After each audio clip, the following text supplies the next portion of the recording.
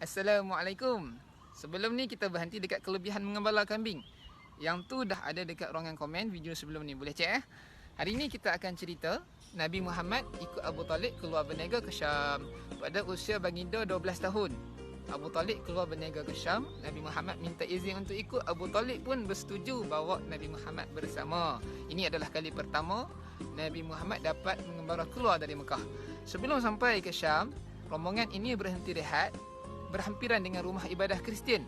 Ketua pedri pada masa itu ialah ketua pedri rumah ibadah Kristian pada masa itu bernama Buhairah.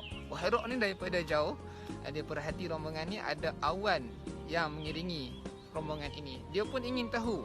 Jadi dia perintahkan orang-orang dia untuk siapkan makanan yang banyak. Dan dia berpesan supaya jemput semua orang, jangan ada terkecuali seorang pun.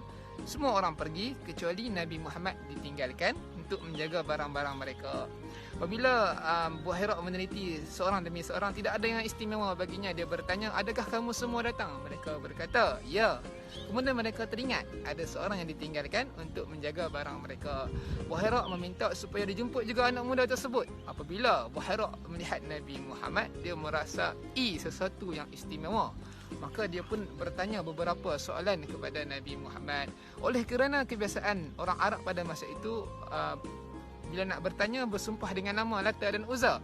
Buhairah pun bersumpah dengan nama Lata dan Uzza. Demi Lata dan Uzza, aku ingin bertanya kepada kamu. Nabi Muhammad berkata, maaf pendeta, jangan tanya aku dengan nama Lata dan Uzza.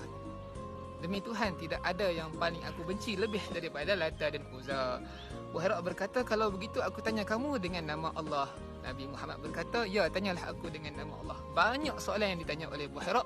Kesemuanya membenarkan apa yang disangkanya. Akhir sekali, dia meminta untuk melihat belakang Nabi Muhammad. Sahlah Buhairah dapat melihat tanda khatamun nubuwah, iaitu zaman terakhir Allah mengutuskan Nabi dan Rasul kepada umat manusia yang ada pada belakang Nabi Muhammad. Kemudian Buhairah bertanya kepada Abu Talib, apakah hubungan Abu Talib dengan anak ini? Abu Talib berkata, ini adalah anak aku. Buhairah berkata, tidak sepatutnya, ayahnya masih hidup. Abu Talib berkata, benar, ayahnya sudah lama meninggal. Ini adalah anak saudara aku.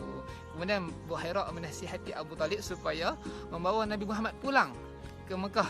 Kalau dibawa ke Syam, risau orang Syam melihat kenal Nabi Muhammad, mereka akan membunuhnya.